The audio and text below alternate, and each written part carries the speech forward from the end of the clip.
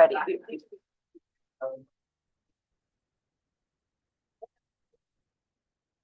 Can everyone please take their seats? We're about to begin.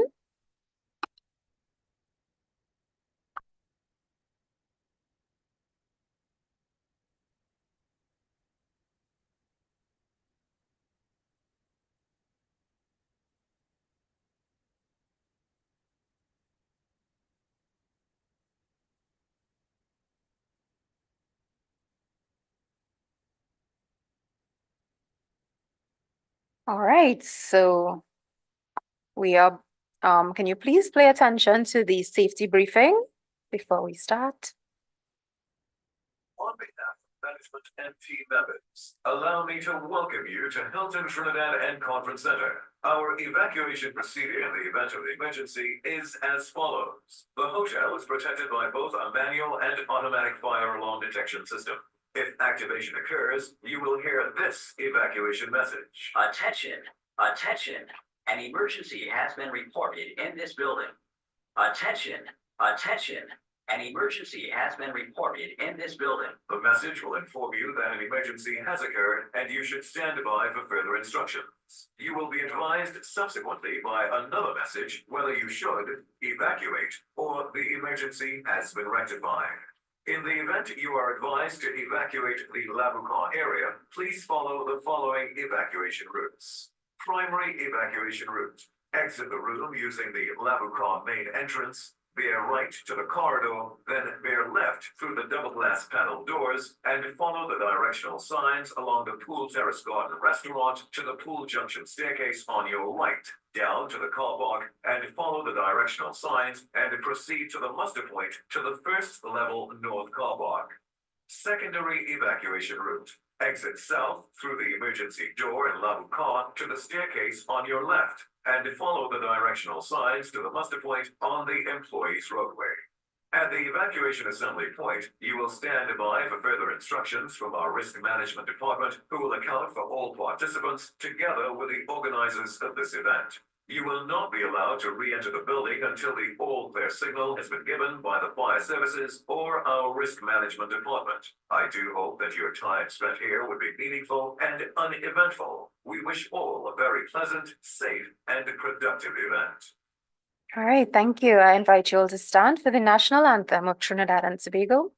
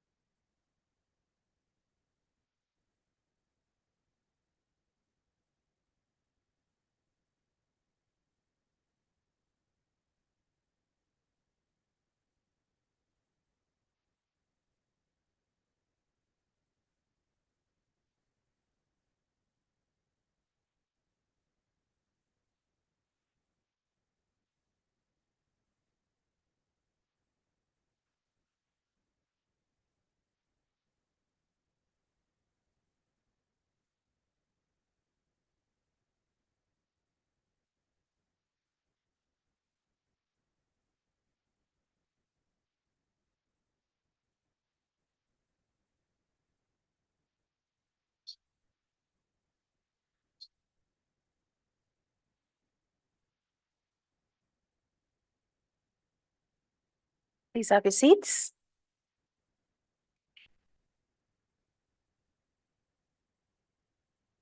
The Honorable Minister Penelope Beckles-Robinson, Minister of Planning and Development in the Ministry of Planning and Development, Mr. Narayan Charan, Acting Permanent Secretary in the Ministry of Youth Development and National Service, Mr. Megnat Gosain, Executive Manager of Corporate Services at Kariri, Mrs. Patricia De Leon Henry, National Director, National Social Development Program at the Ministry of Social Development and Family Services, Ms. Yannick Williams, Senior Director, Youth and Adolescent Policy, Division Ministry of Education, Youth and Information, Jamaica, Mr. Lawrence Arjun, Chief Executive Officer of the Heroes Foundation.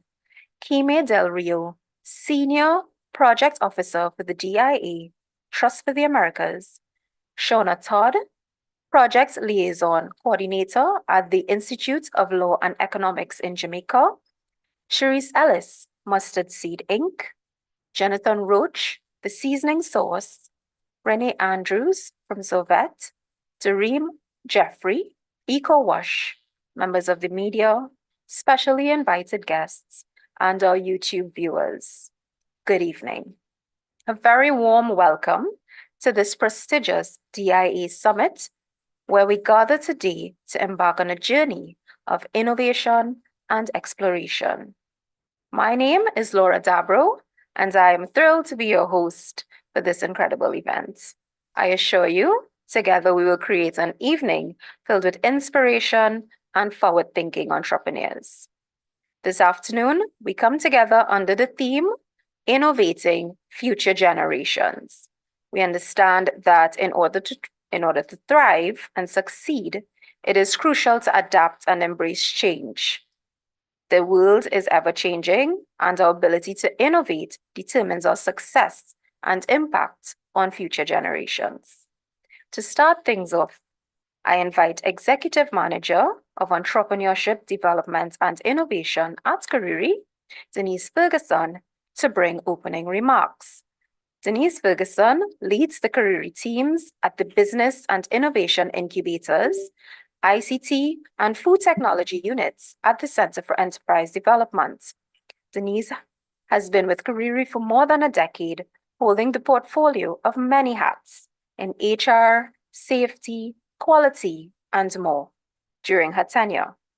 In her most recent portfolio, Denise has been instrumental in the management and execution of various innovation programs and projects, including the EU Shaping the Future of Innovation, as well as the DIA Youth Innovation Lab in Trinidad and Tobago as project coordinator. Let's welcome Ms. Ferguson.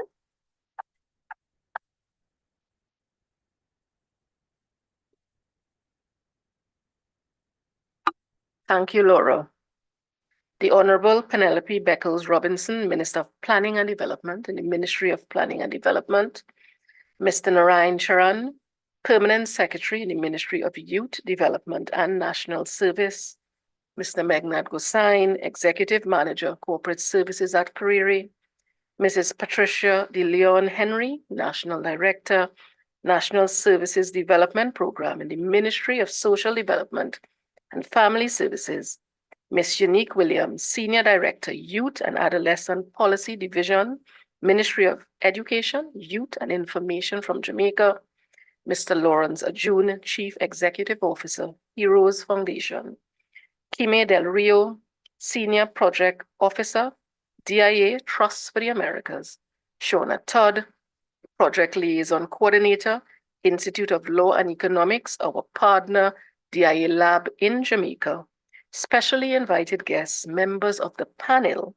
members of the media, staff at the various ministries, Trust for the America and Kariri, social media friends via YouTube, ladies and gentlemen, distinguished guests, and most of all, our brilliant young entrepreneurs. We wish to welcome you to the DIA Summit 2023, where we celebrate excellence, work being done by the DIA Youth Innovation Labs.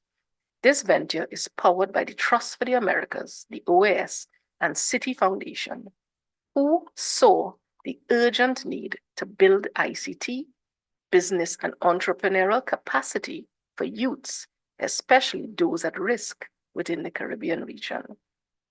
Over the last 3 years, this partnership with Kariri has seen over 800 youths being trained, dozen others engage in ideation and outreach sessions and hackathons, while seed funding was previously awarded to 37 youth entrepreneurs, and tomorrow we are going to award 15 more.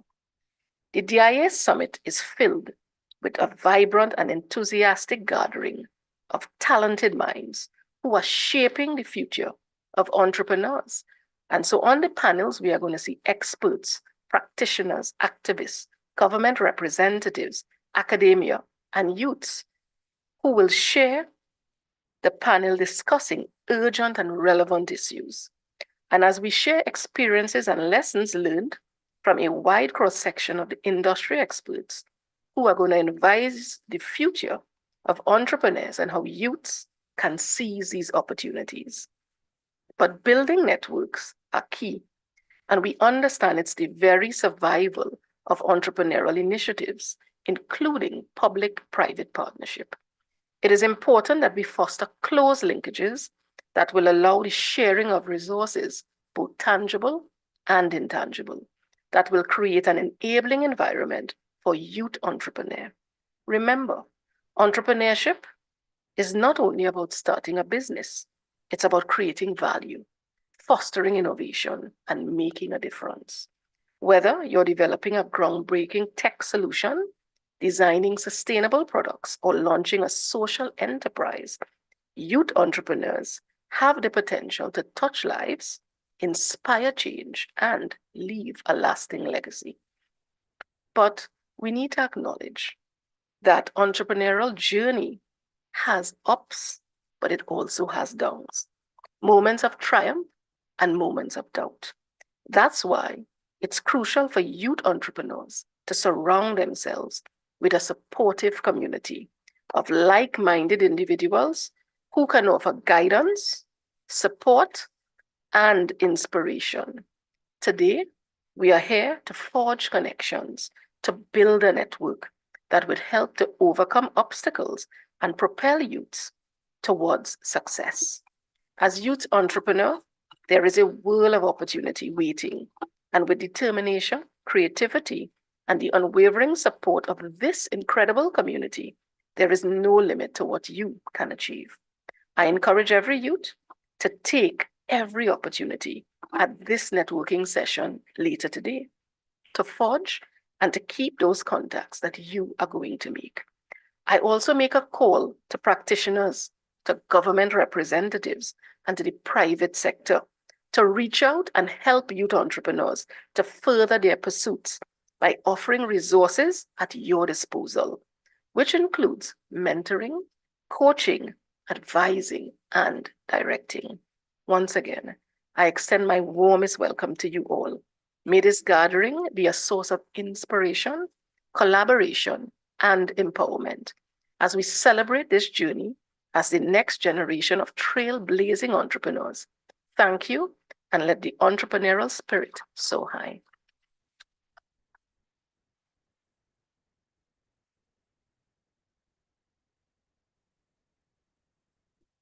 Thank you very much, Ms. Denise Ferguson. And support from our private sector as well as our public sector is very important. To deliver the feature address for this evening's event is the Honorable Minister, Penelope Beckles Robinson, from the Ministry of Planning and Development. The Honorable Penelope Beckles, commonly referred to as Penny, is a Trinidad and Tobago diplomat, politician, and attorney at law. A lover of culture and the arts, Penny is also an avid sports fan, having attained many achievements in table tennis during her university career. So she relates to the youth. Some of the issues that she is most passionate about are youth development, gender, equality, and justice.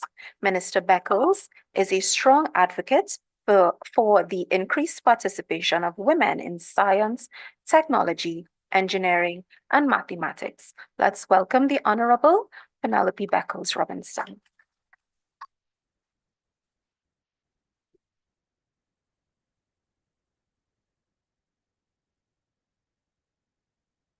Thank you very much, Ms. Dabro, and let me acknowledge Mr. Narayan Sharan, Permanent Secretary, acting in the Ministry of Youth Development and National Service, Mr. Megnath Gosain, Executive Manager, Corporate Services, Kariri, and all other members of staff of Kariri, Mrs. Patricia DeLeon Henry, National Director, National Services Development Program of the Ministry of Social Development and Family Services.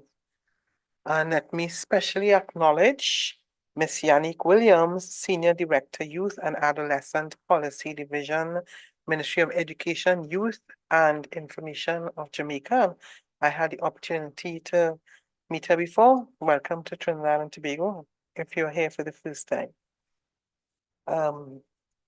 Let me acknowledge representatives from the Heroes Foundation, the Trust for the Americas, the Institute of Law and Economics. And of course, we know that today is especially for the young entrepreneurs. And let me join with Ms. Ferguson as well in acknowledging the viewers on YouTube. I'd like to start by saying that it is my pleasure and privilege to welcome all of you as you gather, not just as individuals, but as a community to fostering innovation, building partnerships, and creating opportunities that will leave a lasting impact on our collective future. I therefore congratulate the team at Kariri in partnership with the Trust for Americas on hosting their first democratization of innovation in the America Summit in Trinidad and Tobago and their third year of the DIA Youth Innovation Lab. So can I ask the group first to give them an acknowledgement? And I'm kind of worried that you look a little like this is about innovation. It's supposed to be exciting, so we're supposed to have some smiles, right? In the dynamic landscape of today's world, where challenges and opportunities intersect in unprecedented ways, the role of partnership and collaboration cannot be overstated. We stand at the crossroads of progress, and events like these gives the impetus to push forward. The youth, with their boundless energy, fresh ideas, and unwavering determination, are the driving force behind transformative projects that have the potential to shape the future. This event is more than just a meeting of minds, it's a convergence of aspirations where we are privileged to be able to bring the vibrant minds of youth entrepreneurs, the invaluable experience of our partners, the crucial support of benefactors, the strategic vision of government representatives, and the foresight of industry leaders together. This diverse tapestry of talent and experience is what will fuel the success of our collaborative endeavors. To the entrepreneurs present here today, your vision and tenacity are the driving forces behind the innovation that shape our world. As you engage with potential partners and stakeholders, remember that each connection made today has the potential to catalyze your success and elevate your new projects to new heights. Partners and industry leaders, your expertise and resources are invaluable. Your commitment to collaboration demonstrates a shared responsibility for the prosperity of our projects and the communities we serve. Together, we can create a ripple effect that transcends individual achievements and transform the landscape of opportunity. Government representatives, your presence underscores the importance of public-private partnership. Your support is instrumental in creating an enabling environment for innovation and sustainable development. Today, as we connect and collaborate, let us explore avenues to align our projects with broader societal goals. As we engage in discussions, share insights, and explore potential collaborations, let us keep in mind the greater purpose that unites us. Our efforts today lay the foundation for a future where youth entrepreneurship is not only celebrated, but also seamlessly integrated into the fabric of our societal progress. Projects like the DIA that seek to foster innovation and empower youth contribute greatly to our national innovation system, which can only succeed through increased synergies among the various institutions, agencies, firms, ministries, as well as departments. We are all in this together, and no single entity can succeed at innovation without the other. In conclusion, I invite each of you to embrace this networking session with an open mind and a spirit of cooperation. Let us exchange ideas, share experiences, and build relationships that create a resilient network of support. Together, we can turn the promise of today's into a reality of tomorrow. And finally, I look forward, of course, to the opportunity to see some of your innovation, to share some of your ideas. I know it continues tomorrow. So at some point in time, I'm looking forward to have a little chat with you so I can get an idea as to what would have encouraged you to take some of the steps you have taken. Thank you very much.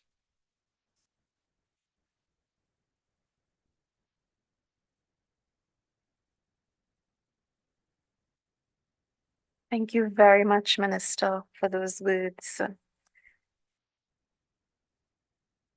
The DIA initiative would not be what it is if not for the vision and support of our key partner, the Trust for the Americas. Today, Senior Project Officer Kime Del Rio will be bringing greetings virtually on behalf of the Trust for the Americas. As Senior Project Officer, Kime supports the implementation of the DIA, which stands for Democratizing Innovation in the Americas, program in the Caribbean. This initiative centers around promoting and developing skills for tomorrow, sustainable innovation, entrepreneurship, and digital skills amongst Caribbean youth.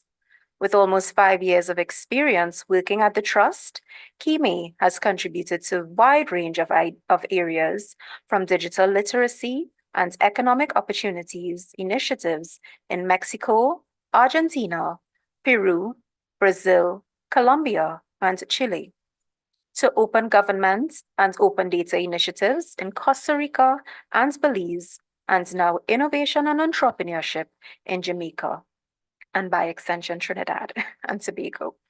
He has experience in government and diplomacy, having previously worked for the Bolivian Ministry of Foreign Affairs, the Plurinational Legislative Assembly of Bolivia, and the Santa Cruz Chamber of Industry and Commerce. Please pay attention to the screen as Kime joins us. Thank you, Laura, for those kind words and the introduction. Can you let me know if you all can hear me? I guess so. All right, Since I haven't Kime, can received... you? All right, Yes. Can you hear me? Oh, we hear you now, yes. Perfect. Okay. Well, thank you for joining us. I am tasked with sharing a little bit about what the DIA program is and the work we do at the Trust for the Americas. So without further ado, ladies and gentlemen, thank you, esteemed guest and vibrant community, for joining us in our DIA Summit 2023 in Trinidad and Tobago. As Laura was mentioning, my name is Kime Del Rio, and I'm the Senior Project Officer at the Trust for the Americas. And I want to talk about the Trust for the Americas, which is an organization affiliated to the Organization of American States, which promotes public-private partnerships to train and provide vulnerable communities with job readiness tools and hands-on skills to help them become self-sufficient. It is through these strategic collaborations that our projects help people succeed and inspire communities to thrive.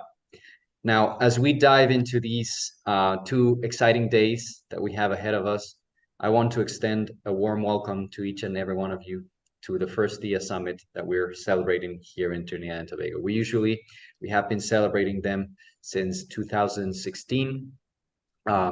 We have celebrated previous iterations in Mexico and Jamaica, and earlier this year in the Dominican Republic. So I'm really glad that we can finally start to get the ball rolling here in Trinidad and Tobago.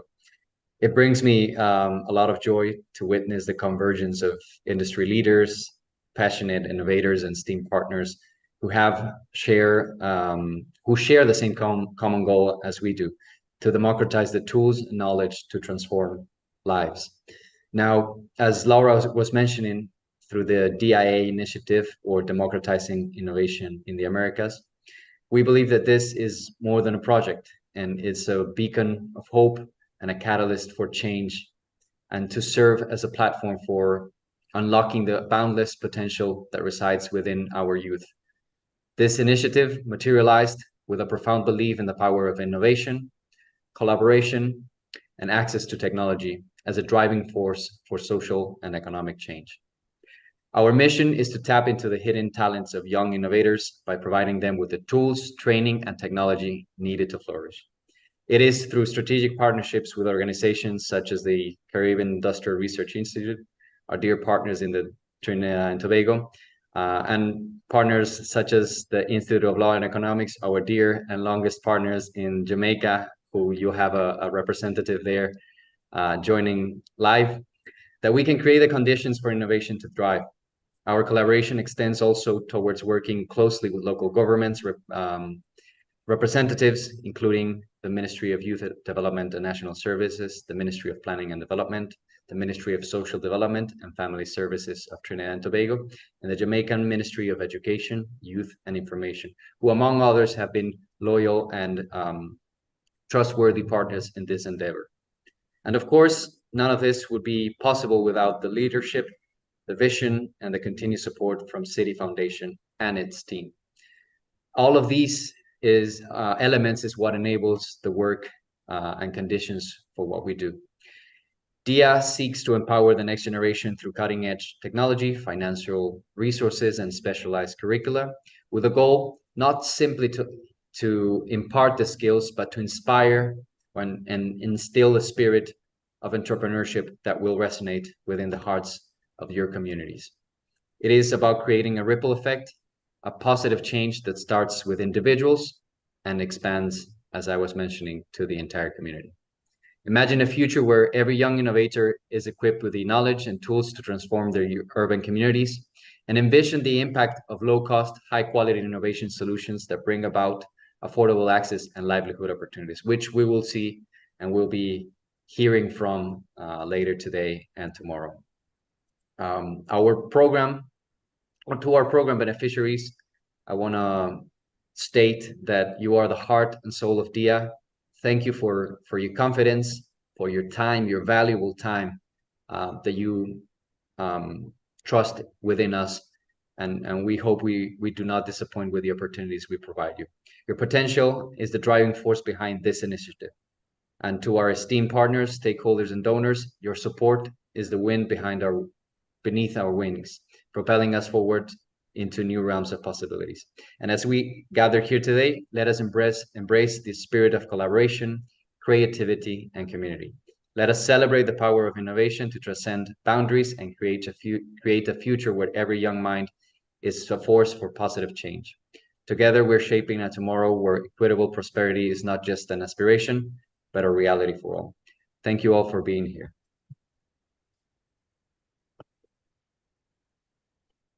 Thank you so very much, Kime. So we would have heard a recurring theme in terms of strategic partnerships. We know that Jamaica is probably one of the longest DIA labs, and they have forged partnerships in Jamaica with their ministries. So our keynote speaker at the DIA Summit today is Mrs. Unique Williams, Senior Director, Youth and Adolescent Policy Division, Ministry of Education, Youth and Information in Jamaica. Miss Unique Williams is a mother to one son, Shakir, and a youth development practitioner with over 15 years' experience in the field of youth development. She served the parish of St. Thomas as a youth empowerment officer in the Ministry of Education and Youth for 11 years, where she was subsequently promoted to Program Development Specialist in 2017. Senior Program Development Specialist in 2019, and now she currently serves as the Acting Senior Director of the Youth and Adolescents Policy Division. Growing up as an only child, Ms. Williams' early, humble upbringing is credited to her grandmother, with whom she spent most of her childhood into teenage years in Mount Lebanon district. From a very tender age, she used creative expression as a means of unraveling and channeling her emotions, and has capitalized on this strength to expand her personal and professional repertoire.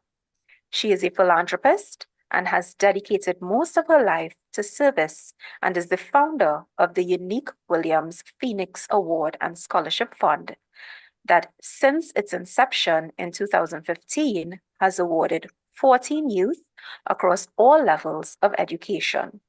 She aspires to strengthen her contribution to national and international development through leadership and has made a lifelong commitment to use her voice, experiences, and strides to empower and inspire others to maximize their potential on her journey of self-actualization.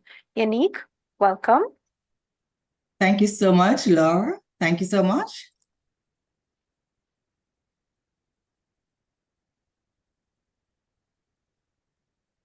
Thank you. Thank you so Yes, much. we hear you. Thank you so much, Laura, for the warm introductions. For a second there, I had to choke myself or pinch myself rather. Is that me?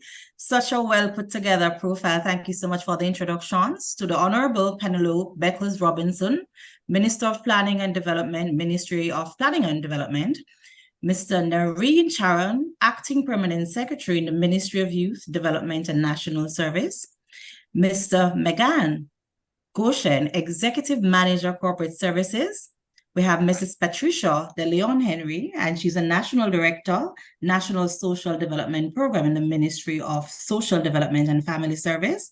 I want to also acknowledge Mr. Lawrence Arjon, Chief Executive Officer, Heroes Foundation, Kwimi Del Rio, Kwimi spoken earlier, Chief Executive, DIA Senior Project Officer for Trust for Americas, and of course, Shauna Todd, Project Liaison Coordinator, Institute of Law and Economics here in Jamaica, Ms. Sharice Ellis, Mustard Seed Link, Jonathan Roach, The Seasoning Source, Renee Andrews, Darren Jeffrey, members of the media, specially invited guests, YouTube viewers, and of course, for young youth entrepreneurs. It's really a pleasure to be able to share with you in this platform. And I want to especially thank Ms. Todd for this recommendation.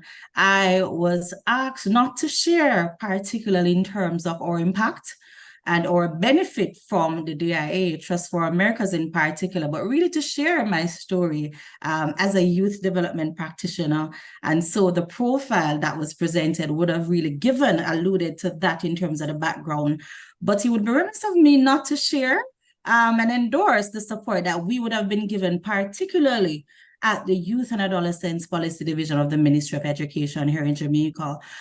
We operate what we call youth innovation centers because the thrust is really to drive young people toward a goal of innovation. And so we have innovation hubs across Jamaica. And for the last 6 or 7 years, we have benefited amazingly from the partnership with Trust for Americas. And so I am quite pleased, very choked up, and really excited to be able to share in this capacity. And so thank you so much, Shauna, for the invitation. It's also full circle that we're currently celebrating Youth Month here in Jamaica. And as a constant feature of Youth Month, we usually have our physical staging of the DIA Summit here in Jamaica. And so it's really full circle that I'm able to share also in this capacity. Here at the ministry, we are celebrating Youth Month under the theme, The Year of Youth, Trending for a Sustainable Future. And that basically is in alignment with the Commonwealth's mission of really driving young people to lead in terms of motivating them to kind of champion in a youth-led action for sustainable development. And so we saw it fit to adopt that mandate for 2023 into 2024. And so our slate of activities for November are really pretty much driven by that mandate. And also the ministry is in a process of transformation. Not sure, dear minister, if you would have seen the trend thrust anywhere across our platform. So we're trending and we're transforming education for national development. And so it's really full circle that we're able to share, because if it is that we're transforming, and if it is that we want to meaningfully serve our young people and our future generations, we have to ensure that we are current and that we continue to reevaluate what we offer in terms of our youth offerings to ensure that we benefit our constituents as best as possible. And so I'm pleased to be able to share a little bit with you in terms of my background. I know the profile really would have alluded in terms of my humble beginnings. I hailed out of a parish, St. Thomas, rural Jamaica. I know people always say that St. Thomas is one of the forgotten parishes, and I always dare to remind them that geographically, we're one of the closest parishes to Kingston. And so I declare that where I'm from is not the forgotten parish. I hail from a very humble community, Somerset district. Our mainstay is really farming and relatively poor, but we are driven. And so I got my earlier introduction into leadership from the church. I know it sounds cliche, but I know a lot of us can relate. That's where we got our first induction and introduction to leadership, growing up in the youth meetings, having to lead youth devotions. And so, at a very tender age, I was able to share and grow in that capacity. I also, at the age of maybe about 11, I got attached to a community-based youth group, and that was a youth club, Mount Lebanon's Youth Club to be exact. I believe I can recall that I was probably one of the youngest members in that youth club. I know I gave my grandmother a lot of talking because I insisted, that I needed to be a part of, because I was particularly interested in the entertainment and the little skits that they have over time. And so I gave her a lot of challenges in terms of growing up because I insisted that I wanted to be a part of that kind of gathering in terms of growing and building my capacity.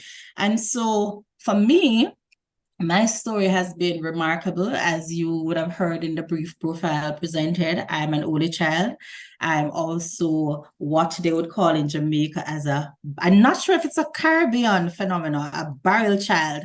So I am an only child, grew up with my grandmother. And so my parents really migrated at a very tender age, teenagers themselves, over to Cayman Islands. And so I was forced to live with my grandmother, very humble. I have no regrets because, that is where I got my foundation. I went to primary school in my community, served there for 6 years naturally, and then I went to Morntsby High School. I was one of those, I'm not sure if I can say fortunate student at the time that was able to skip grade 4 into grade 5, because based on the recommendations from the educators, I was very smart. And so they had a promotion of 4 students to move from grade 5 to grade 6. And so I was fortunate enough to have transitioned on to grade 6. And so when common entrance came about the very first time, I was too young to take common entrance, and so I went back the second time. So I spent actually 2 years in grade 6, and I went over to Mort Bay High School in 2006 to be exact. And so for me, going to high school was a very pivotal year for me. That was a year when I really got exposed to peer pressure, for want of a better word. That was a time for most of us, especially if it is that we have youth viewers here, we're actually going up onto, youth, from transitioning from youth to adolescence. We go through a lot of identity crises. We are now forced to socialize with a larger population. We're now forced to internalize, in terms of growing into our identity, coming into our own. And so for me, that was pivotal for me in high school. I had to figure out what my likes were. I had to figure out what my passions were. I had to figure out what my challenges were. And I had to work actively on my self-esteem. Now, growing up, still living with my grandmother at the time, I had to be very intent in building a support system for me, because looking back then, I thought it was a disadvantage to me that I did not have my 2 parents at the time, but I had to be so intentional in creating a safe space for me, and the church was that kind of opium for me to be able to, rely on the faith to grow, not to stray, but to kind of walk a narrow path. And so those years in high school were critical for me. Toward the latter part of maybe upper school, I realized that I had developed a passion for just sharing, for service and also for helping other people to kind of, be the better, the best versions of themselves. And so for me at the time, I was big on counseling. I wanted to give advice.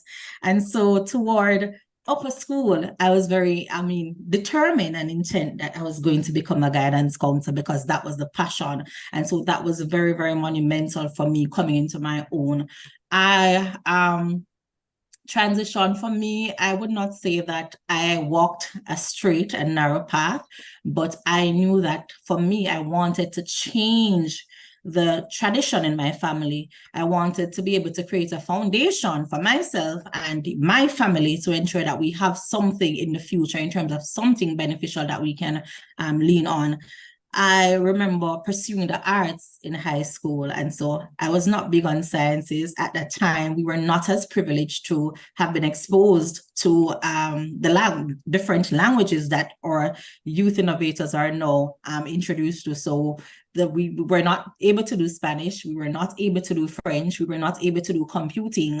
And so it was just arts or sciences or what you call technical subjects. And so for me, I did the arts, a little bit of Caribbean history, a little bit of geography, a little bit of, and so it was very, very interesting, pivotal for me coming into my own there. I remember when I went over into sixth form, we had to select in terms of application to university.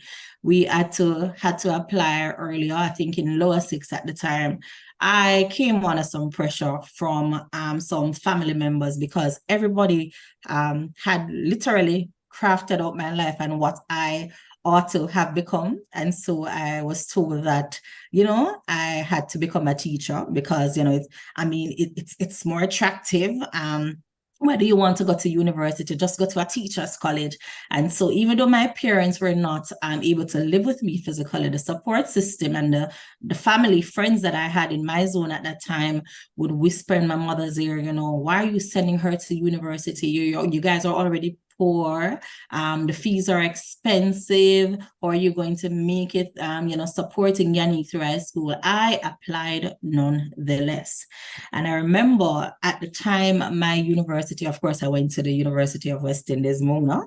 No free promo. I just wanted to share that bit. And so I applied, I recall 2003 thereabout, and in 2006, 8 of us from my batch got a provisional offer to be able to study. I remember I had a challenge. I had a serious challenge with maths. Not sure how many of our youth innovators can relate. I was struggling with mathematics. I was so terrible with mathematics that I went on to sixth form. It was a strong requirement. And I still did not pass mathematics at the time. I had to sit that CXC maybe about 3 or 4 times before I actually was successful. And so the faculty that I wanted to apply to at university, it was a strict requirement that we had to have math. And I was nervous, but I was resolute. I was nervous, but I was resolute, and I was intent that I was definitely going to submit the application nonetheless. And I remember we got a provisional offer in upper six. 8 students would have been given provisional offer to be admitted into university, not having the mathematics.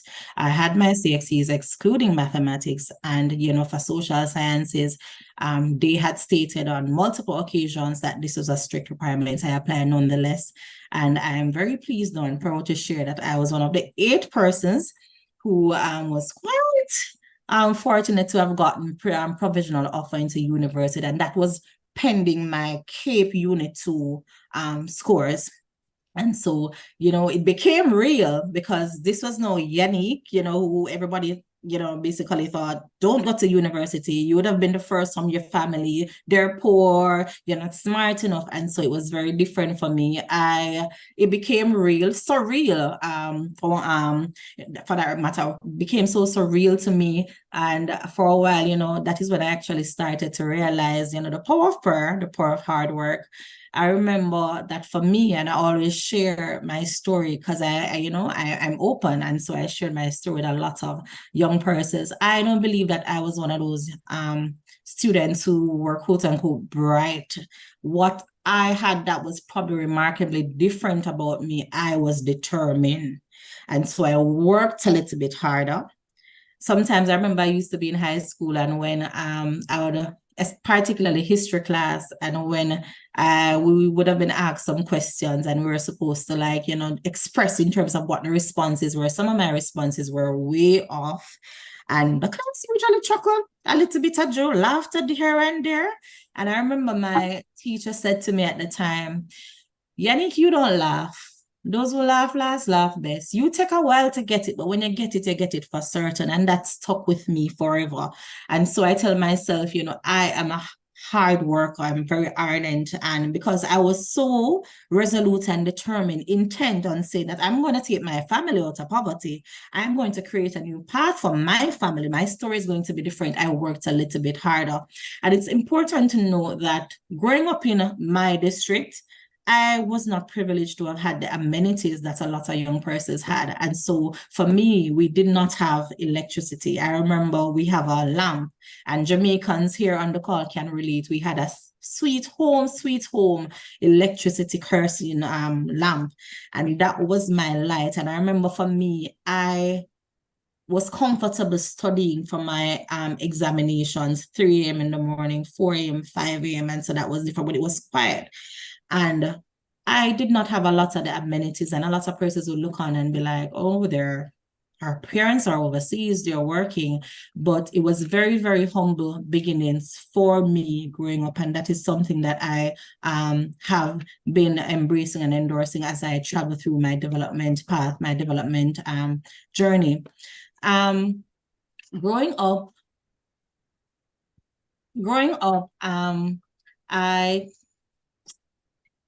excuse me, so sorry. I'm actually in a summit and I have had to come into my hotel room, and so I had a guest coming in. 1 second, my apologies. Are you still able to hear me? My apologies. Yes, we have just about a minute with you again. Got a bit distracted, my apologies. Room service just came in. And so for me, I would not have changed anything much about how I grew up then in my earlier teenage life, even though my parents were overseas. And I did say viral syndrome, where I got some material support, but it was board houses. We didn't have a bathroom, no running water in our facility. And so it was real for me, but that did not really, thwart me and push me off my mission and my personal intent and vision that I had for me. And so I went into university with that said mentality. I did not stop. For me, that was also very, very pivotal for me, because now I had to be exposed to a larger group of persons. I had to come out of my shell. I had to figure out what my real purpose was and my real passion. And so I did mention that when I went to university, because of my love for coaching and sharing and really trying to motivate and inspire others, I pursued psychology. And then with psychology, I did criminology there, and I studied there for 3 years. That entire experience in university was very, very, very life-changing for me. I mean, because coming from country, you usually do not get that level of exposure in terms of the infrastructure, the social infrastructure, the circle in Kingston. And so it was really like a culture shock for me, but I endured and I tried to grow from that experience. Unique. So sorry, I know that we have just a few. So if you have just want to know your closing last words. Yes, thank you so very much. But I'm so just got carried away. My apologies. And so for me, in terms of closing, no, I just want to leave a charge to the youth innovators on. I have not received any formal training in entrepreneurship per se, but for me, I have been so inspired and I understand the direction of where we're going in terms of future generations. And so I have been doing some work on the side to ensure that I equip myself to ensure that I serve, or that I'm ready to serve a cohort of youth leaders and youth innovation. Youth innovators. I want to charge you to never give up on self, never give up on your personal aspirations, continue to create and chart path for your and avenues for your personal development. We have challenges. I tell us and my young people every day that we have so many distractions and distractors in the space, even as you pursue your personal goals and stuff. We have financial challenges. We have had to struggle to figure out how we're going to take care of our families. And so my charge to you as future innovators, never stop working on your craft. Never stop working or creating pathways to help you to become better at the product and the niche that you are offering. My story and what I would have shared earlier, I am humble beginnings. And so I never stopped working on me. I'm always a work in progress. I believe in lifelong learning. And so I implore you, never stop. There's so much in terms of flooding of material and access to material that you can use now in terms of, how to elevate or move from a particular place. And so I implore you, never stop working on you, never stop creating pathways for you, your development. And life is beautiful. It has a lot of opportunities to offer. I mean, DIS Summit is one of those, I'm wrapping up. This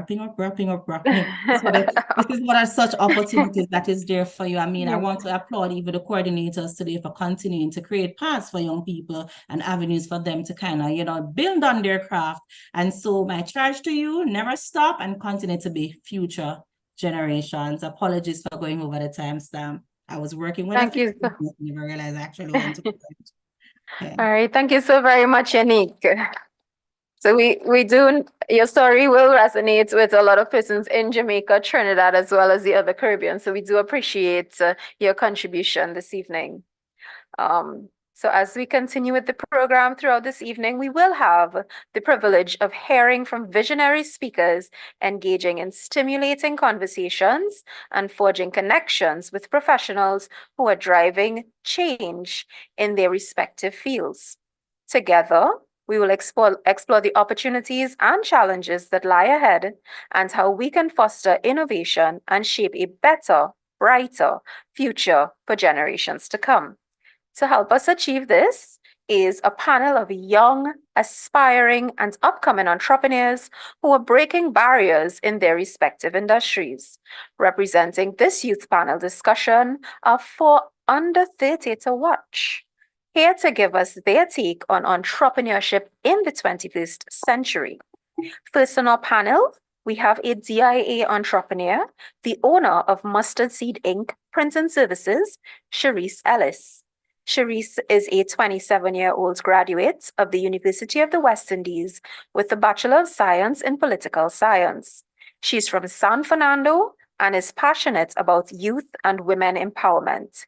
Cherise is the owner of Mustard Seed Inc. Printing Services, a custom apparel, print and retail shop located in Princestown, South Trinidad. Cherise serves as the Public Relations Officer for the Christian Youth Foundation, a youth organization tasked with bringing Christian professionals together. It is through her love for public relations that she encountered t-shirt printing and has since become a leader in the most advanced form of digital printing, direct-to-film printing technology in Trinidad and Tobago.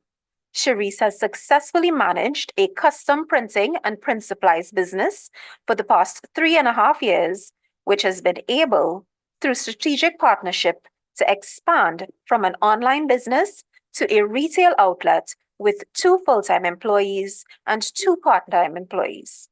In 2022, Cherise was the recipient of the DIA Seed Funding Grant for her advances in 3D printing technology. Let's welcome Cherise.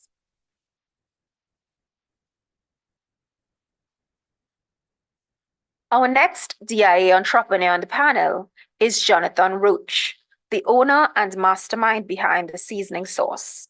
Jonathan Roach is a young man in the entrepreneurial world and has been dubbed the one and only Seasoning Sauce. Seasoning Sauce is an online agricultural business which provides wholesale and retail produce in fresh green seasonings such as chive, celery, shado beni, peppers, and thyme. Seasoning Sauce creates the best service to their customers for fresh seasoning straight from the garden.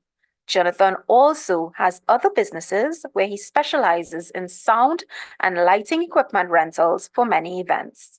This young man is at the age of 23 is creating history wherever he goes, making his skills and talents known to the country. Jonathan is also a recipient of seed funding from the DIA, received to scale up production in his business and introduce automation in his farming. Let's welcome Jonathan. This next youth entrepreneur, Miss Renee Andrews, is no stranger to the stage. Renee Andrews is the 29-year-old founder and owner of Sovet, an artisanal line of frozen desserts that offers delivery to your door. The 2019 Agripreneurship winner is passionate about all things ice cream. She's a line chef turned ice cream enthusiast, and each month she uses her culinary background to create unique and memorable flavors. Renee believes that ice cream has an amazing ability to transport you to fond memories and hopes that with each bite, you can get a chance to reminisce and unwind. Let's welcome Renee. And last but certainly not least, a youth entrepreneur making waves everywhere he goes, locally, regionally, and internationally, is Dareem Jeffrey. Dareem is from the rural village of Maruga. He is a 27-year-old entrepreneur with a love for nature and freedom. He began exploring the world of business at the age of 17. Dareem owns and manages the EcoWash brand, the country's first water conservation car wash, which guarantees a clean car using only 2 liters of water. Over the past 2 years, his company has developed a small, compact, easily transportable unit, which contains enough water to wash 20 vehicles without needing any water or electrical connection, no infrastructure or drainage, and all their solutions are biodegradable and eco-friendly. EcoWash's business model involves empowering youth, especially those from vulnerable areas, to run their units at strategic locations such as malls. EcoWash and Dareem have won several awards over the last 2 years of operation, including, but not limited to, Shaping the Future of Innovation Grant Awardee, Top Innovator in the World at Junior Chambers World Congress 2023 in Switzerland, USAID Top Water Innovator in the Caribbean 2023, EMA Top Awardee 2023 for Climate Action and Education, and NEDCO Green Entrepreneur of the Year Award 2023. Let's welcome Dareem.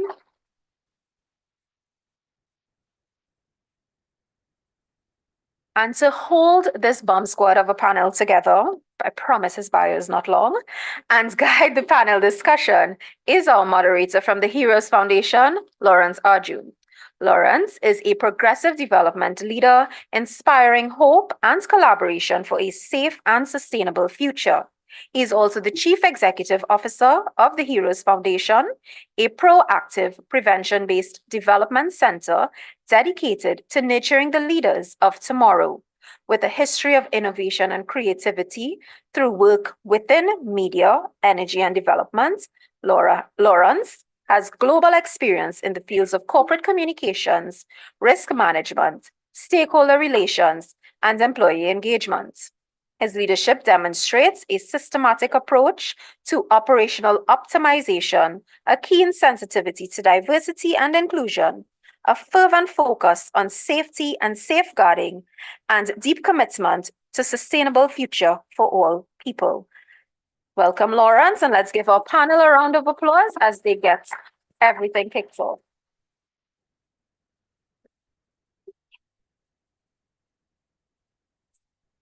Good evening, everyone.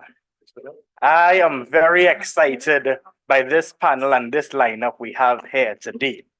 I mean, we've heard about the dynamic work that is happening in Trinidad and Tobago and across the region from everyone who's gone before us this evening in this entrepreneurial space. And to coin Mrs. Ferguson's description, I think we have a panel of young entrepreneurs who are soaring, who are taking hold of their future, who are shaping their destiny with the Trinbagonian energy and excitement and flair that we are known for. Thank you. So the first thing I'd like everybody to do is to do a little exercise with me. I want everybody to stretch deep into your pockets, into your purses, and not pull out your wallet, but pull out your phones and catch some photos, catch some videos of these young people here today and what they are saying, and post it up on social media. Because we're talking about entrepreneurship in the 21st century, and that is one of the tools that we have available to us to support young entrepreneurs, to spread their message, to increase their reach, and to give them a little edge up, not just in Trinidad and Tobago, but globally. So I want to kick off the questions on that point, looking at entrepreneurship in the 21st century, and start with Renee, my favorite ice cream provider, by the way. So Renee, when we look at entrepreneurship in the 21st century, comparing it to the years gone past, what is different? What is happening? What are your thoughts about entrepreneurship now as compared to previously, from your experience? Good afternoon, everyone. Well, firstly, as I open my eyes, as I watch the room here, the main prevalent thing I would say is technology and the difference it has made for entrepreneurship now versus back in the day, I guess you could say. Because it's something that we use, it's prevalent, it's something that we immerse ourselves in day-to-day tasks as an entrepreneur. Our phone is something, as you just mentioned, using social media, using our phone to actually, portray ourselves and show our businesses. Other than that, I would say because of the technology, we get information. Now, at the snap of my fingers, I could pick up that same cell phone and I could find anything I need to find on the internet. I would like to think back in the day, it wasn't that easy to be able to, research. And for other entrepreneurs, I think information is key. And being able to source that information is something very important to us. For me, I would say marketing. I would like to think back in the day when I was growing up, the main source of marketing was going to be billboards, or it was going to be in the newspapers. Something that was really expensive, might I add, back in the day too. But now we use our same phones and it's free. Social media is free. So use our same phones to be able to, portray ourselves. And that is something that I presume that they would have loved to have back in the day. It's something that we don't have to spend money on. Yes, we have to pay for our service providers, but other than that, social media is free. I would think another thing I'll take away from watching, as in the 21st century, I think the risk factor. I remember when I was starting my business and I told my grandmother that I was going to leave my high-paying job, the two jobs that I had, to actually start to be an entrepreneur. She watched me and she said, "You're sure?" She said, this is something unsure. And I think the risk factor in it, as all of us could attest, the risk factor is part of our journey, and it's something that propels us, and it helps us to be a better, not just a better person, but as an entrepreneur, as a leader in today's society. Just taking a risk, I know it's difficult, it's hard. All of us would have had to jump and say no, we're going down this path. It may not have been bright every day. It still isn't bright every day. I think just this morning I had a crisis. I had to see over, but it's part of it being an entrepreneur, taking that risk factor. I think it's changed, because back in the day, taking a risk meant you're losing a lump sum of money, or you're losing out on a big deal. But now in today's society, it's a part of us being an entrepreneur, and it's a major part, I would say. Thank you. And so we spoke about technology, we spoke about risk and managing risks and taking the risks. And I want to come to the Ream on that technology point, because the Ream is using, was it 2 liters of water? Yes. The Ream, tell us, what are the sort of opportunities that technology is offering, and how are you leveraging technology in your business? Technology, well, my business itself is a technology type business. It's not the traditional car wash in no sense whatsoever. But what technology has afforded EcoWash is that opportunity to collaborate with persons on a global stage. We've gotten calls all over the world: Italy, Morocco, Miami, California. So technology has definitely pushed EcoWash forward. It has allowed us to touch customers that are far away from our branches.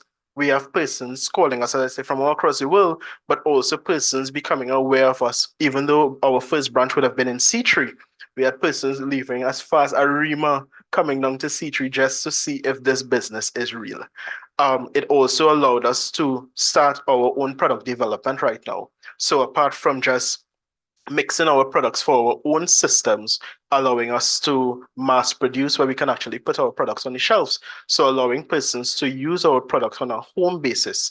So I would say technology has allowed us to move in that sphere and also massive collaborations. I remember once I asked a graphic designer to do some work for me and he charged me $850 to do one flyer. And I contacted a guy from India who charged me $5 to do the same flyer, and I was massively impressed. And I gave him a $5 tip, and he was also very happy. So it has definitely leveled the playing field that allows us to have more options in the service providers that we choose.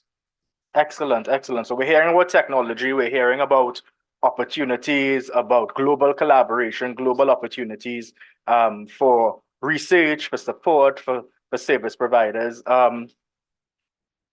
Charisse, I want to bring you into this conversation around technology to understand how is technology, or how are you leveraging technology in your 21st century entrepreneurial business? Good afternoon, everyone. Printing is technology. It's moved from, that hands-on painting to now everything is being done digitally.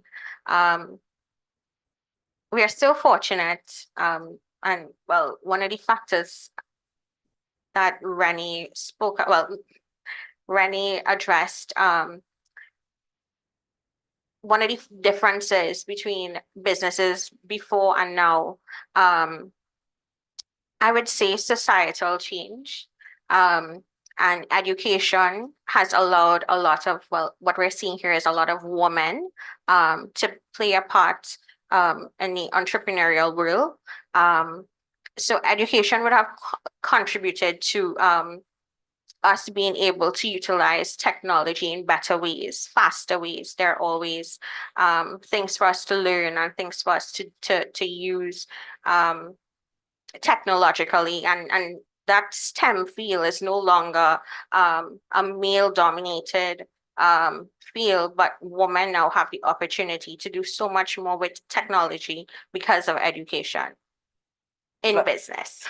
Nice. Thank you for that. Now, you all, we're going to have a conversation, so feel free to ask each other questions as well. And we will have questions from the audience as well as we go along. So as we go along, if you see something, if you hear something and you really want to ask a question, I won't wait till the end. Just raise your hand and we'll get a mic to you in this conversation. Jonathan, we're talking technology. We're talking technology and its influence on entrepreneurship. What do you have to add to this conversation from your point of view and your business? Good afternoon, everyone. So technology, right? Technology has a lot to do with entrepreneurs, especially in the 21st century. As simple as your phone. Everybody needs this. If we go like 24 hours without this, I think we might crash. Technology has advanced so much, from as simple as creating a vehicle to creating automated shoes, and also using small computers. I remember in the long time days seeing like old documentaries where you'd have a computer that's the size of a room, and now I have a little computer home as small as a flash drive. I just use for my watering systems and as well as the motion sensors. And it shows how the 21st century has elevated man, not only man, but women also, who have contributed ideas and innovation to make things better. From my behalf, technology has done me a lot. And due to being exposed to Kariri and learning different stuff, especially as the Arduino board, has helped me a lot in my business. Before, I used to take out watering can and walk down the hills and wet plants and in the hot sun and a balling. And now I don't even have to do that. I just put on a timer and that's it because of technology. Also too, the motion sensors and even as well as moisture sensors. This little chip, this little piece of technology has encouraged me to do a lot. And even adding on to this, social media, technology, social media, wow. This social media is something, you know. If it wasn't for social media, I think my business wouldn't be as successful as it is today. Because of TikTok, my business expanded. So I started making videos like, you know, customer, you're a little fresh now, you know? And people get to like the energy I put out as a young person. So I would show you my produce on TikTok and be like, hey, fresh produce, freshly picked, come and get it. And I think I started something that a lot of other youths will take inspiration from me is making it easy for the customer, making it easy for everyone. So you no longer have to go to the market to get your seasoning. You want seasoning? Hit me up, TikTok, Instagram, and I pick it freshly and bring it to you. So it's not like, you know, like I'm not really bashing the market as much, but it has some farmers who would actually lie to customers and say, yeah, boy, it's fresh. And you put that in your fridge for 1 day and it's dead. You know, mind the language, you know, Trinidadian speaking, right? So technology has become great for me and I'm sure for all the entrepreneurs here this evening. And being able to speak to millions of people in this world and for them to interact with you from a phone is amazing. So that's my take. Excellent. Excellent. Thanks for that. And what I heard your points there tying into what Renee was talking about risk and risk management a little bit before. You spoke about, you know, not only just using the technology, but accessing training, accessing education, accessing the resources. You spoke about what you were able to access through Kariri, leveraging technology into your business.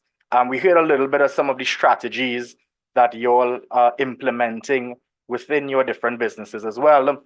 What I want to get from you all is, from your experience, from what you've seen, what are some of the risk management strategies, or what advice would you give young entrepreneurs coming up about managing the risks that young entrepreneurs particularly face in this space?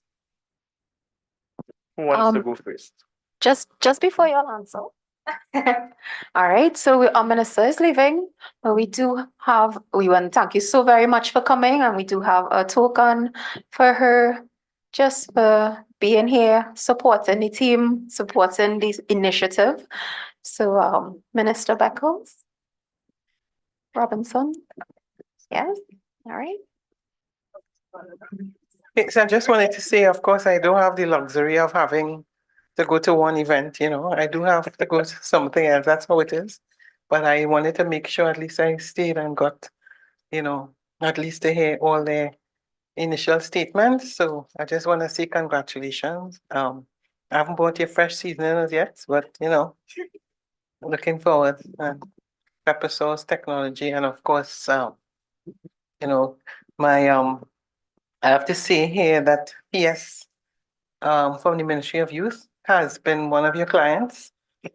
Gave you good full marks, and like everything I told him, he has some advice, so he'll tell you as well. I agree. Thanks. Oh, yeah.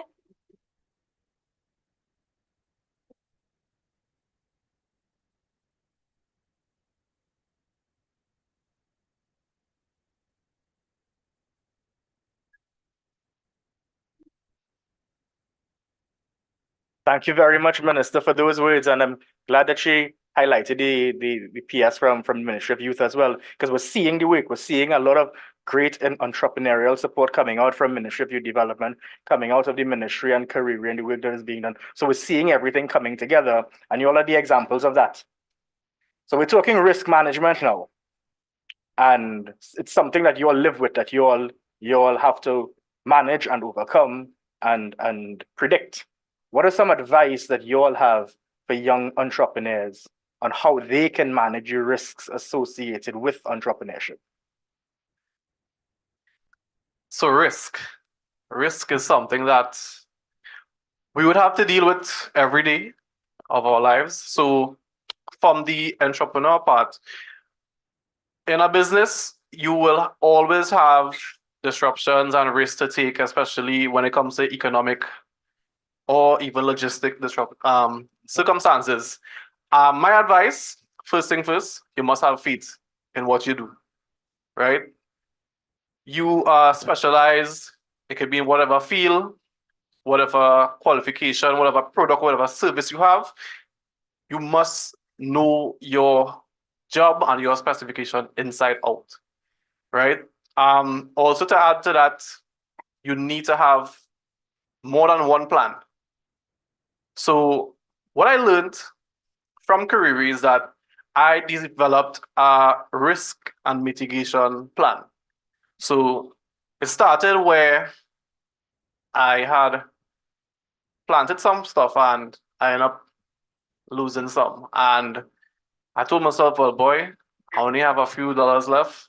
And what I did is that I ended up buying and selling produce. So guys, you all can make plans and have more than one plan to supply and demand the same produce. Also with the risk, you have to you need to have backups. You need to have backups. So it makes no sense you have $1,000 and you invest $1,000 and didn't even save something. You know, what if that $1,000 you invest in it, you lost? Yeah, that's something that is very important, always to have backup and associate yourself with other persons who are in the same field as you. You can build a network and you can make things better for your business, especially if you want to get away from risk. Speaking to other persons and having a network is something that will get you away from risk. And I think that it will also boost your economic growth. Yeah. So yeah. Excellent. So we heard about the importance of having a risk management plan, the importance of saving, the importance of building your network and your support around you. Anyone else wants to jump in on risk management tips for young entrepreneurs? I want to touch on a couple of points on second what he said. One of the things is, as he stated, adaptability. I think persons always talk about coming out of your comfort zone. I think I live in the uncomfortable zone to the point where if things are going right, I become paranoid because you always have to think ahead of what could go wrong around the corner. Also, as he stated, collaborations. And to tie into collaborations, one of the things that Kariri and also YBTT Youth Business Trinidad and Tobago has been instrumental in the development of EcoWash with is mentorship. Because there is somebody out there who went through what you're going through, who would be able to hold your hand and walk you through that dark place. So I think collaboration is definitely important. Mentorship, the adaptability. My business started in the heart of COVID. And I think COVID babies, as I call them, are a different level of resilience. And when we had to close for 4 months because we weren't considered to be I can't remember what essential. I decided to tweak my business and offer a sanitization of your vehicles. So that's how I could have been on the road during COVID period. So that's how my business was able to continue and bring in revenue. So adaptability is definitely important. I don't know if there's training for this thing, but you see critical thinking. I don't know if there's training offered for that or if you're just born with that or whatever, but you definitely have to have that component attached to how you deal with things in business. Excellent. Thanks. Yeah, Sharice? Doreen, just Dream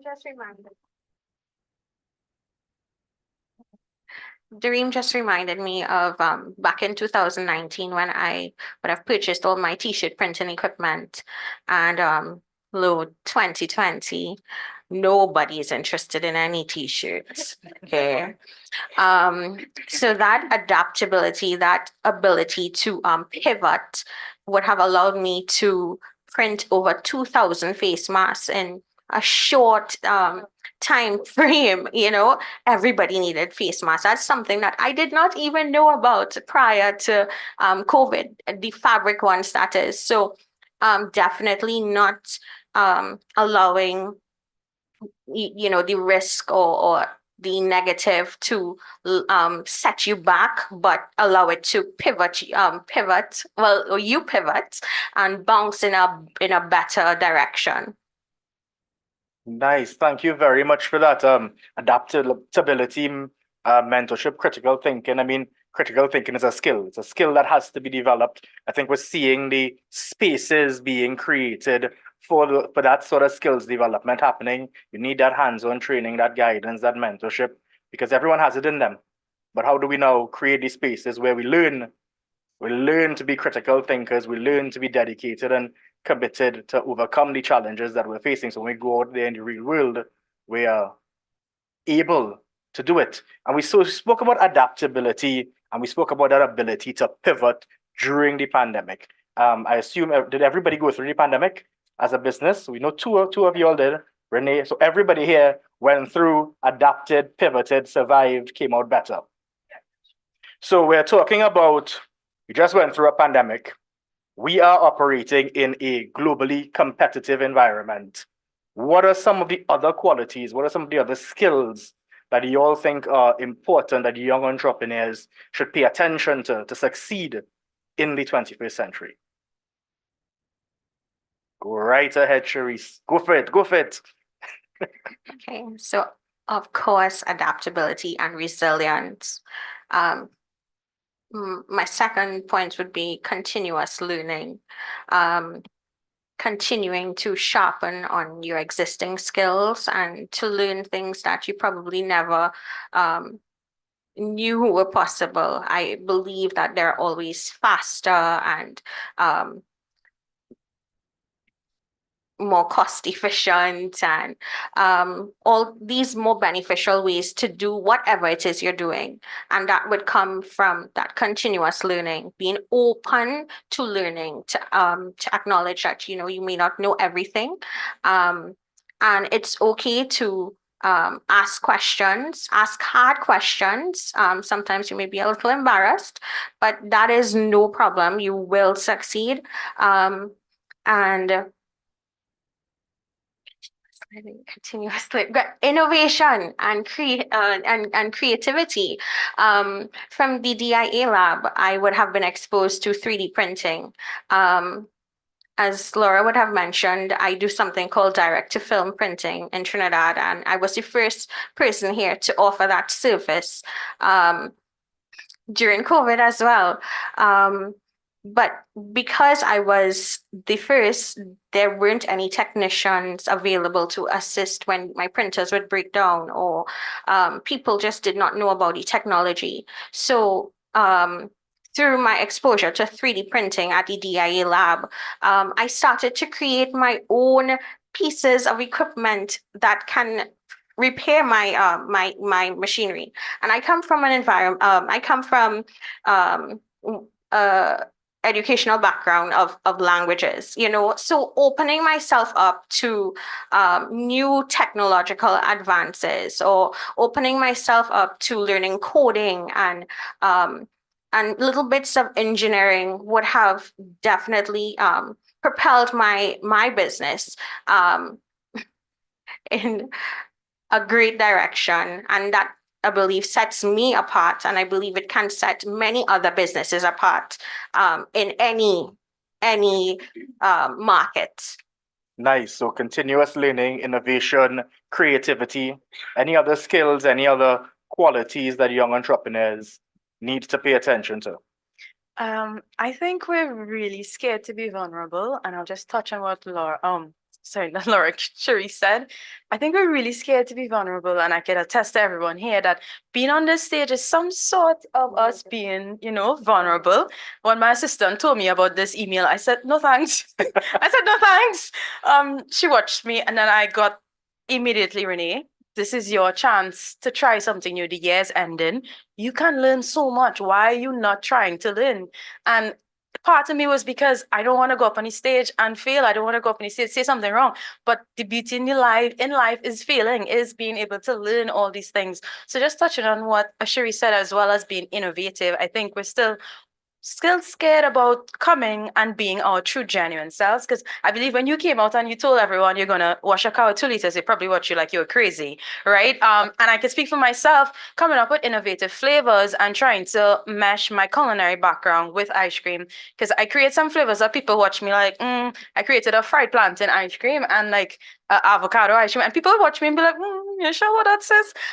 But we're so scared to be our innovative selves, and God has blessed us with this amazing brain here, and it's difficult sometimes because we were told and we grew up in a society where just follow the path and you should be fine, but that's not being an entrepreneur. So I think that those are two things that I would say that you should look out for, you could take away from it. Nice, thanks for that. And I think the vulnerability ties into the creativity, but also that risk management. So if you're putting in the work for the risk management, you want to create that space for you to be innovative, for you to explore and really leverage. I mean, Trinidad and Tobago is a creative mecca of the world. We have so many things, and we're seeing it in the products and the services that you all are offering, and all of the other entrepreneurs that we're seeing. So how do we manage our risks, leverage technology, increase our knowledge, increase our understanding, so that we can create those spaces as young entrepreneurs to be creative, to explore, to fail forward, and then get up and keep going. Nice. So our audience, I hope you all have been taking photos and videos and posting on socials, right? You all need to. So we have questions. We have questions. Where are the questions? Hi, good afternoon. Good evening. Gregory McBurney from Newsday. One of the things I was wondering, as entrepreneurs and young business owners, in terms of being competitive, because you have a lot larger companies doing the things that your will do. What do you do to make sure that you maintain some sort of competitive advantage, because you probably might not have achieved the necessary economy of scale to be able to make large profits yet? So what do you implement in your business to try and achieve that?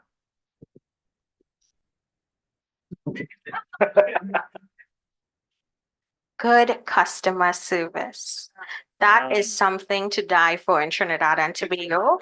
And I work incredibly hard to make people feel or treat people like they are people. That is what I believe keeps mustard seed putting smiles on people's faces each and every day they enter into my establishment. Good customer service. Nice. Do we have any other answers to that question? Oh, apart from Shui saying good customer service, I believe what sets us apart is the quality, and I guess my panelists could attest to this, the quality. There are a lot of other small businesses owners or big businesses that make ice cream. We are a country that on a Sunday evening, you work for a stroll, you have some ice cream. It's just in our genes. So I had to think outside the box to be like, what could set Solvete apart? Because why not go to some other establishment, And one of the things that sets us apart is using the high quality ingredients. I'm a trained chef, so me being able to understand the quality of ingredients and how best they work well together, it really does set us apart using the high quality ingredients. I must admit, customer service is something that customers come to us, wow, thanks for the update. Thank you so much for, for the swift service. And it really does play a driving factor for us. So I would say a mixture of the customer service with as well as the high quality of ingredients I use or high quality services that my other panelists will use as well. What I will add is, I would say running it in the other direction. We ourselves our customers. Yeah. You would have purchased ice cream before, you would have printed, you would have bought seasoning. And we know what we want. I shamelessly would say, before I started Eco Wash, that would have been about 7 years I've been owning my own vehicle. And I've only washed it by a car wash once. And that's because one, it's not convenient. I don't have time to go by a car wash and be in queue for an hour and a half. So I know what I wanted. And I think when we put ourselves in the customer's position, because we ourselves are customers, we will run in the other direction. So everybody is looking to open a car wash and use barrel and power washer. How do we move away from that? And that's how you distinguish yourself in the business world. Yeah. Just to attest to that as well. When I first started, at the snap of your fingers, you could order anything online. But when I started the business, no one was delivering ice cream straight to your door. And when I started the business, I found, why not? Because ice cream was my comfort food. It is still my comfort food. And I wanted that service. So just as you're saying, you go in the other direction. Instead of having persons to go to a store or anything like that, why not have it directly delivered to you? So definitely that's a next key factor as well. The affordable delivery, that is the game changer, you know. We saw it in the pandemic. Everybody was delivering during the pandemic. After the pandemic, delivery went down. But y'all kept that. Yeah, I definitely kept it. For me, I try my best to let my customers know about our quality versus anything else. And I know we started the business before the pandemic in 2019. Well, 2018, 2019, right before the pandemic. So we were doing this before, right? And while it has dropped in terms of delivery service, customers, because they know the quality they're getting, they're happy. They're writing. I remember customers still, they send us pictures of their journal, Sunday's ice cream day, and they're happy. Like that little change in them, emotional change, I should say, in today's society, because we are going through a lot as it is a nation, a country, a universe, you know. So I would say, you know, it's not so much they're thinking, oh yeah, delivery, I have to pay delivery charges. More so that emotional attachment, they've grown to it, and because they know the quality that we produce. Yeah. Now, y'all, I would love to keep talking with you all for the rest of the evening. And I'm sure the audience would love to hear that too. But we need to wrap up to get to the other part. So I'm gonna leave you all with two things that I'd like you all to leave with the audience and those looking online. Can you tell us, one, what is the one thing you want people to remember about your business? And what is the one thing you want young entrepreneurs to remember as they face the journey ahead?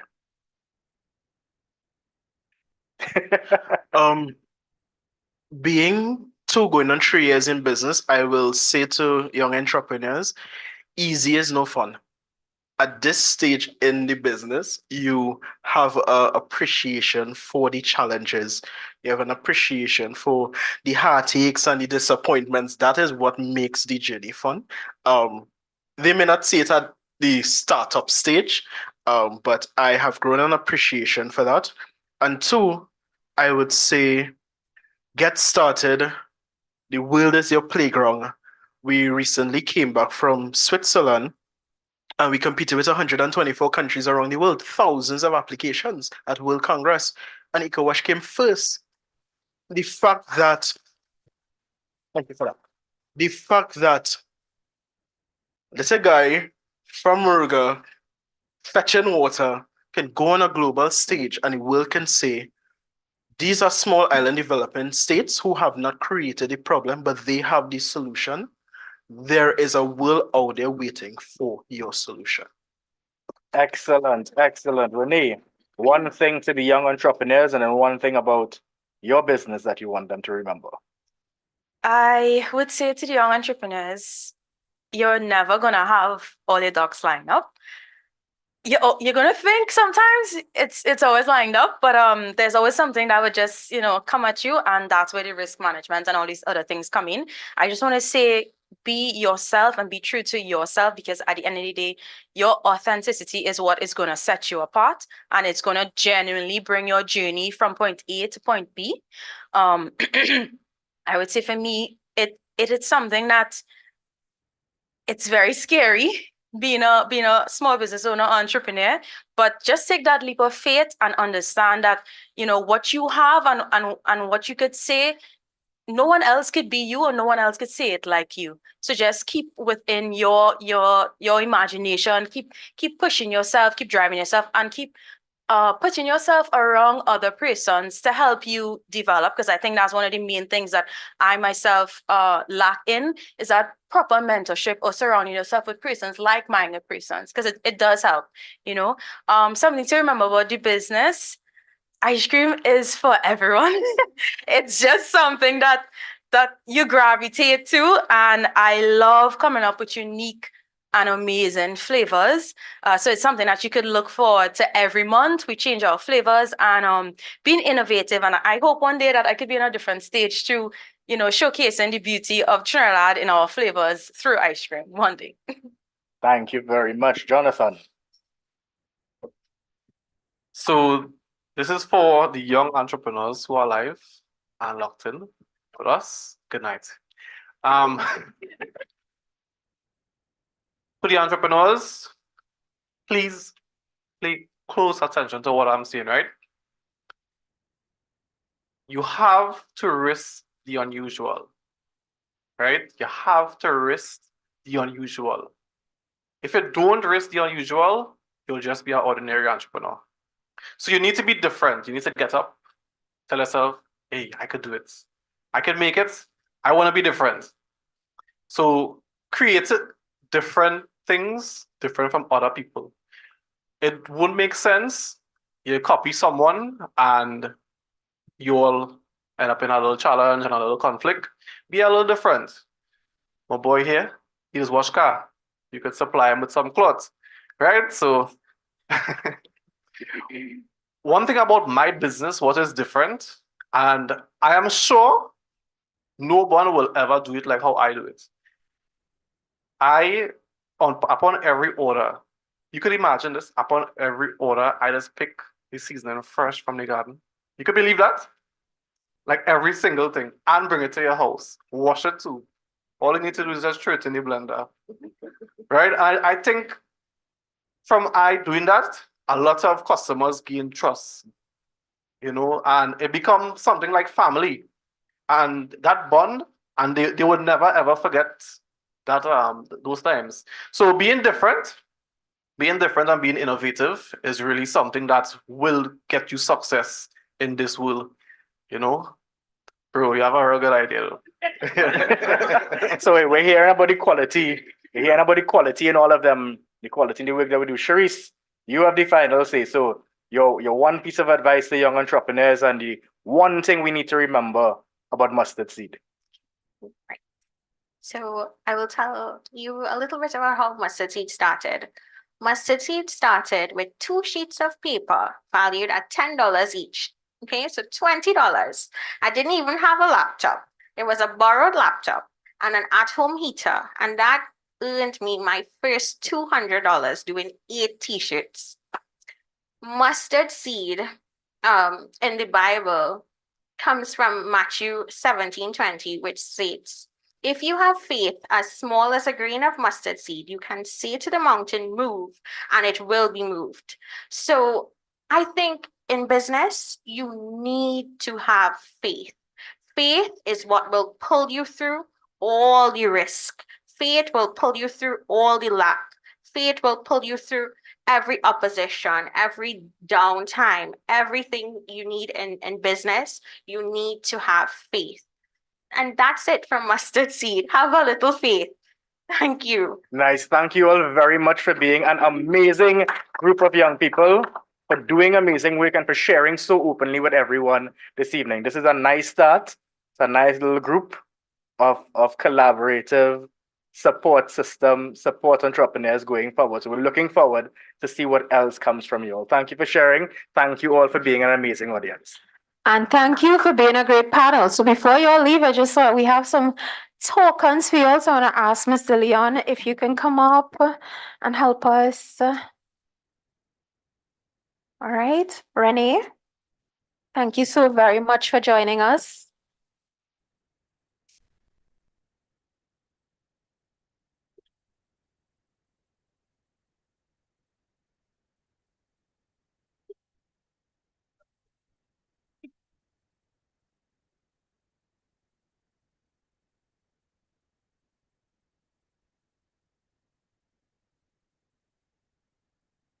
All right, thank you, Mr. Leon.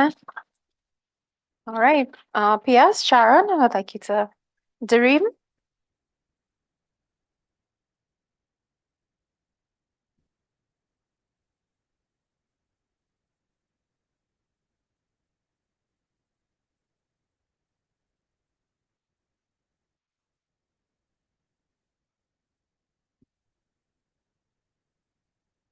All right, thank you so much. Mr. Gosain, please.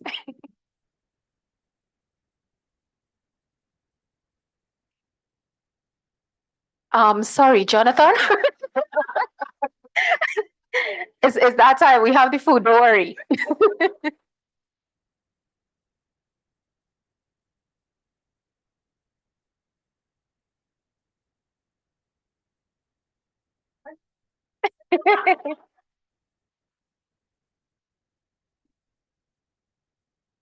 All right, I want to ask Shadran.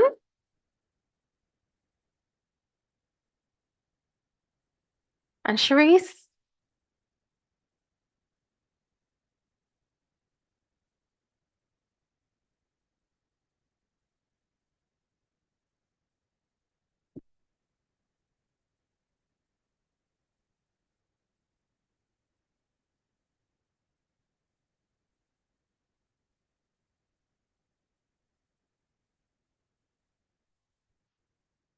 And I want to ask Kavish to join us because he's representing the IP office, and we do have, to collaborate with the IP office on the DIA. So Kavish, and to our moderator, don't run away because you carry that panel so nicely.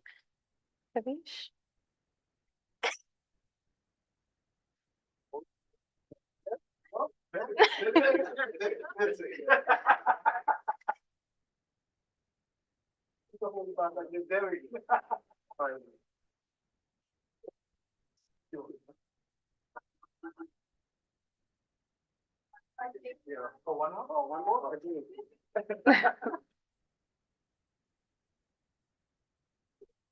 All right, so before you go, Lawrence, just a quick picture with the panel, just a quick picture. Bring it back now. I want to ask PS and Mr. Leon if you could join Shadron, Mr. Good.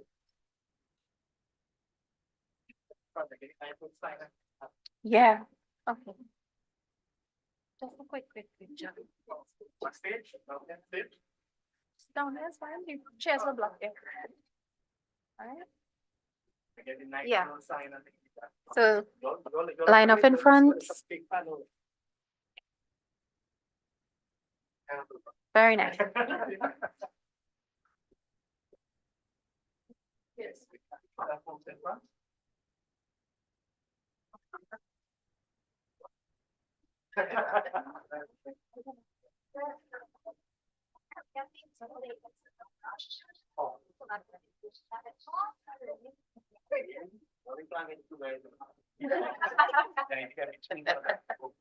Right, yeah.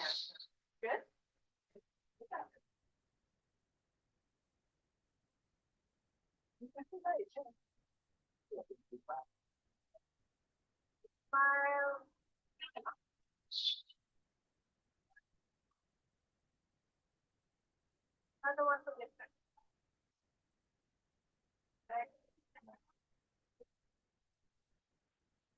All right, thank you all so much. I promise, we're almost finished.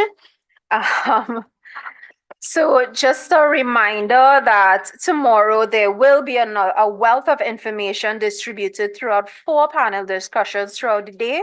We're going to look at, we're going to get information on bridging the gap between technology and entrepreneurship, youth breaking into the orange economy specific to the craft and festival sector, climate change, looking at the human impacts and resilience in 2023 and beyond. We feel the heat these days, right? And revolutionizing tourism in the Caribbean. So all good things come to an end. To bring us some closing remarks, we have our senior business ICT and business coordinator, Miss Lynette Akong. So Lynette.